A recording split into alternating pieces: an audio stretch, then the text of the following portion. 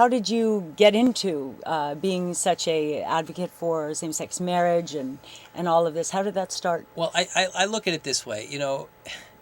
This isn't. I don't view this as a simply LGBT issue, or it is a universal issue that impacts folks whether they're LGBT or straight. Now, obviously, the issue of marriage equality we dealt with, and we got a favorable ruling out of the California Supreme Court where they said it was a fundamental right.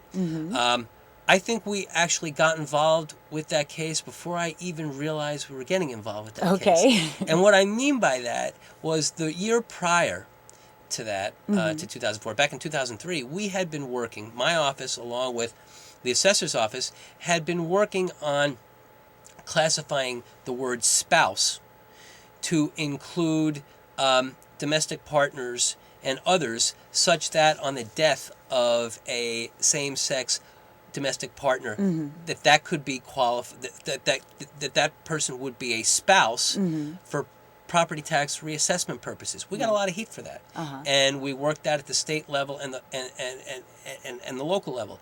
And I realize now we were going down this path without even realizing at the time that we were doing it. And I think we were doing it precisely because we saw the inequities that could befall same-sex couples that didn't have the benefits that straight couples did. So then when Mayor Newsom came back after hearing the State of the Union address and we started to defend him on his actions, I mean, it was very, very natural because we had made a lot of the same arguments that we made in connection with property tax reassessment the year before to defend our position in our case. And even after the California Supreme Court said that the mayor had acted beyond his authority, it was a quick, easy jump for me to say, you know what, despite that, I'm going to file our own case to challenge the constitutionality of California's marriage laws.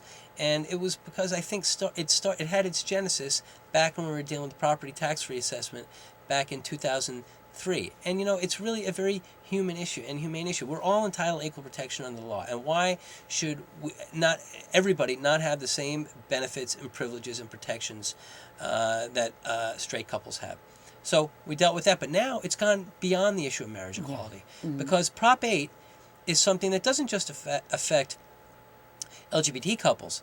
It affects straight folks as well. Because if we can have anybody just rewrite the Constitution based on the whims of the political majority at one particular time or another, we have gutted the protections afforded by an independent judiciary to ensure that we're all, by a co-equal branch of government, entitled to equal protection under the law. So this impacts and is a threat to all of us, whether you're straight, lesbian, or gay. Absolutely. I have a question on the wording on Prop 8. I always thought it was very unusual that when you think of Prop 8, you think of same-sex marriage. So one would normally vote, yes, I want same-sex marriage, so yes on 8. Yeah. But it was no one. Do you think there was any, in the wording? I will say this. There may have been. Because I even caught myself. Yeah, I know, like, and I'd say, yes, wait. no, Like, no. and when I'd be talking to people, and you'd kind of, mix up the vernacular. So I think, did it confuse some people? Sure. Did we all have to think about it a little bit? Yeah. Was that what caused us to lose? No. There are a lot of things, and I'm not going to Monday morning quarterback. I think everybody put their heart and soul into this, and everybody ran a good, hard campaign, and unfortunately, for a variety of reasons, we lost. But that issue was something, even I myself, as I was going through the course of the campaign, I caught myself having to think about how I was phrasing it to make sure the words were coming out right. Definitely. A little confusing. In December 2001, you were elected in a runoff to the post of San Francisco City Attorney, the first Latino elected to that position. Why is that important to our city? I think it's important to have diversity and representation in city government and to give all communities a sense that they have a stake and a voice and a seat at the table in the body politic here in San Francisco.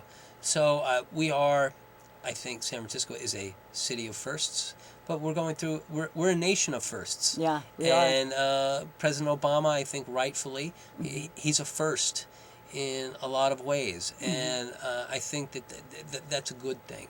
That doesn't mean that that's the only thing we should be focused on, but we should always focus on is one a great candidate or the right person to hold the job. But I think it's important to send messages that every community has a seat at the table when it comes to feeling how or seeing how we decide things politically here in San Francisco. Especially being the rich, diverse city that we are. We are, absolutely. Absolutely. What does the city attorney actually do? What do you do? The easiest way to think about it is I'm the Attorney General for San Francisco without the criminal side. The district attorney prosecutes criminals. Okay. And she does a great job. Mm-hmm. The city attorney has a lot of responsibilities. I am the general counsel to every city department, agency, commission, and elected official. We draft all the laws. We negotiate all the contracts. We, whenever the city gets sued or a claim is filed against the city, we defend the city. Whenever the city is a plaintiff against somebody, we do that. We negotiate all the contracts for the city. Then on top of that, I have an added not responsibility, but I have a prerogative, and that is I can sue in the name of the people of the state of California. I'm only one of 4 city attorneys in the state of California that can do that. So oftentimes you'll see the cases we're involved in, the people of the state of California versus whomever, by and through City Attorney Dennis Herrera. So a lot of our consumer protection or environmental things, we do that in the name of the people of the state of California, using my authority to file claims that allege unfair business practices. So I have that capability as well. So that's a thumbnail of everything that we do. You're a busy, busy man. What so far that you have done are you most proud of? It's something I think is probably going to surprise you. Okay. I've heard a lot, Dennis. Everybody I don't know. says, marriage. I'm really proud of that. Other things we've done. The thing I'm most proud of is settlement of a lawsuit that led to the establishment of the first Boys and Girls Club, National Boys and Girls Club in the Bayview Hunters Point. The Willie Mays Boys and Girls Club that they broke ground on during the All-Star Game a couple of years ago, and now is up and running. It's been up and running since June. That came about after we partnered with the Boys and Girls Club. It had its genesis in a lawsuit that I filed. I got the initial money for as part of a legal settlement. To see kids who haven't had opportunity really have opportunity and being taken off the streets and being shown that there is another way, another path, a way to success through programs and athletics. Proudest thing I've done as city attorney. That's amazing. And the children do know that there are adults out there that care. Absolutely. And are behind them and finding them doing something good and, helping them through. That's amazing. Very good. Yep. Very good. Well, I have so many more questions for you. We're running out of time here. What's to come in San Francisco? What if you can wave a magic wand and change something immediately, what would you do if you could change something for San Francisco? I would make sure that our schools were fully funded and we had the type of public school system that we deserve and our kids deserve. It's a great city, and it is up to our children to make it even more wonderful as we go forward.